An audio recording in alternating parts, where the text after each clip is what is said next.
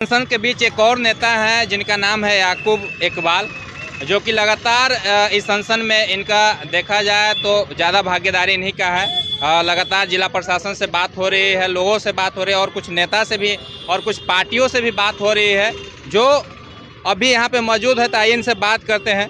Sir, आपका शुभ name क्या हुआ? मेरा नाम याकूब इकबाल हुआ सर जी।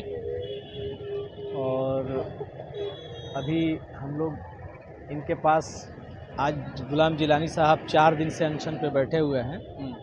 लगातार हम लोग इनकी हाल चाल को, खैरियत को हम लोग लेते हैं, आते हैं, जाते हैं। अभी कल का घटना ये है, कल का ये घटना है कि भाई यहाँ पर एसडीओ साहब के द्वारा एक दंडाधिकारी आए थे जो यहाँ के सहकारिता विभाग प्रखंड गढ़वा के वो पदाधिकारी हैं, निरंजन कुमार दुबे नाम है उनका।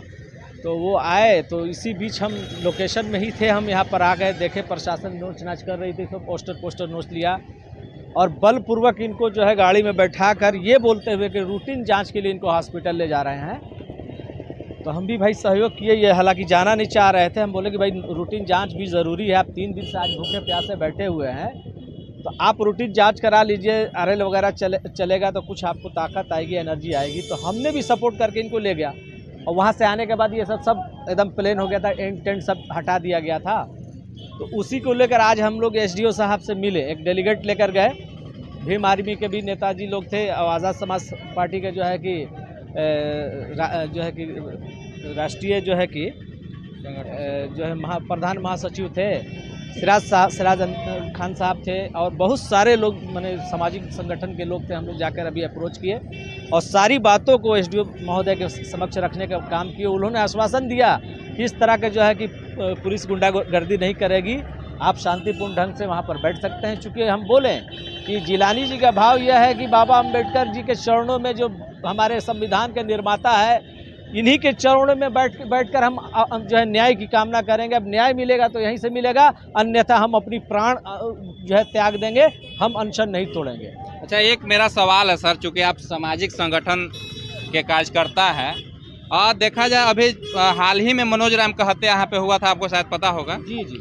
और ऐसा ज़्यादातर SC ST OBC के साथ ही हो रहा है। जी। तो हत्या हो रही है, आपके लोग अनशन कर रहे हैं, धरना प्रदर्शन भी कर रहे हैं, चक्का जाम भी कर रहे हैं, लेकिन न्याय नहीं मिल रहा है। उस विषय में आपको क्या कहना है, ये बताइए आप।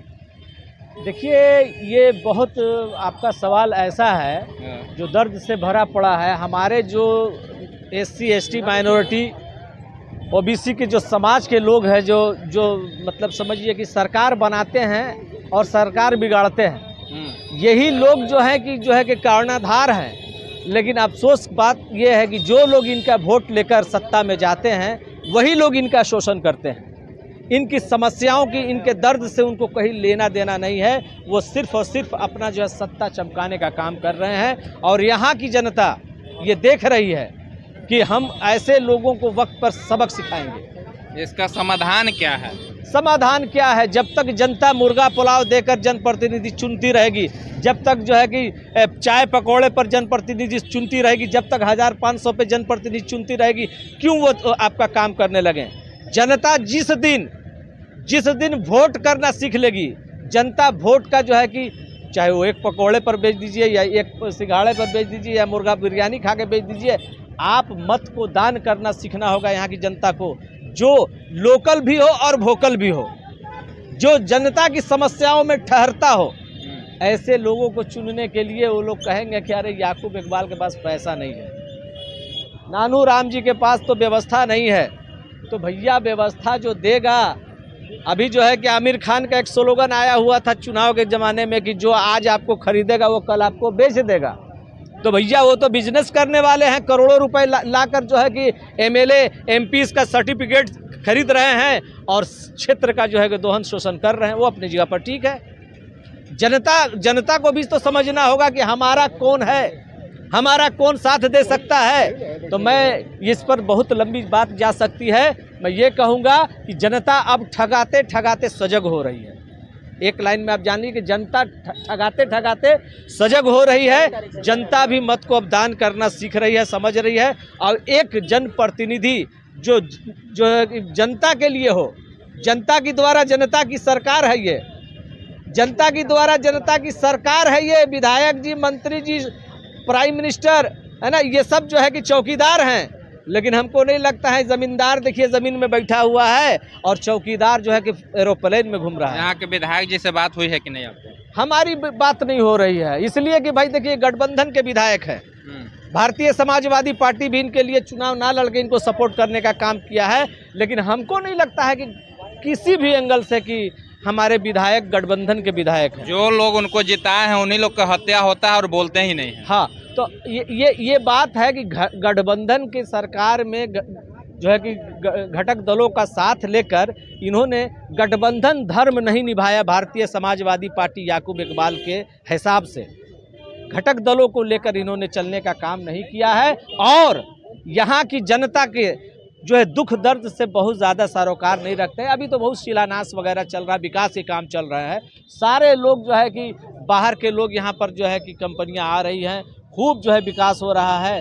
और अगर इस विकास के काम का योजना का अगर जांच करा दिया जाएगा तो हमको लगता है कि दूध का दूध पानी का पानी हो जाएगा।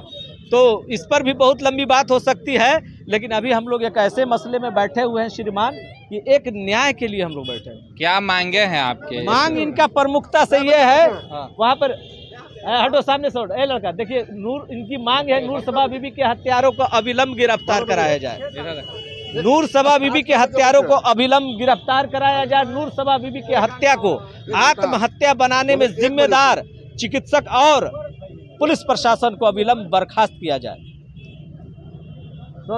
निलंबित किया जाए। और तीसरा है कि नूर सबा बीबी के तीनों मासूम बच्चों को स्पॉन्सर योजना के तहत 4,000 रुपया जो मंथली मिलता है शिक्षा दीक्षा के लिए, वो अविलंब उपलब्ध कराया जाए। और एक मांग है इन 3 मासूम बच्चों के तरफ से कि मेरी मां के कातिलों को गिरफ्तार करके कठोर से कठोर सजा दिलाई जाए। मांग पूरा नहीं हुआ तो आपका अगला कदम क्या होगा? देखिए, मांग अभी देखिए हम लोग यहाँ पर इसलिए आए हैं कि इनके साथ जो है कि बहुत जो है कि असंवैधानिक काम हुआ। चूँकि ये धरना पे बैठे हैं, इनका मानना है कि अगर ये मांगे नहीं पूरी हुई तो हम ये बाबा साहब के चरणों में प्राण त्याग देंगे। इसका जिम्मेदार राज्य सरकार होगी, यहाँ के जिला प्रशासन होंगे। हम तो समझा रहे हैं कि इस कठोर जो है कि शासन काल में तुम ऐसा मत करो यार। ये 3 बच्चे इनके हैं, गुलाम जिलानी साहब के 3 बच्चे हैं, नूर सबा बीबी के 3 बच्चे, ये 6 बच्चे का जिम्मेदारी तुम्हारे कंधे पर है। तुम ऐसे कठोर शासकों के बीच जो है तुम जो है कि इंसाफ का जो उम्मीद रख के ये जो कदम उठा लिए हो भाई, तुम्हें अगर कुछ हो गया तो इन बच्चों का क्या होगा फिर? तो मैं इनको समझाने का प्रयास कर रहा हूँ और फिर आपके माध्यम से जिला प्रशासन अधिकारी पदाधिकारियों से भी आग्रह करना चाहता हूँ कि आप इनके समक्ष आकर इनके जो है कि ये अनशन को तोड़वाने का काम कीजिए, इनको आश्वासन दीजिए, इनके मांगों को मानने के लिए जो न्याय संगत मांग है।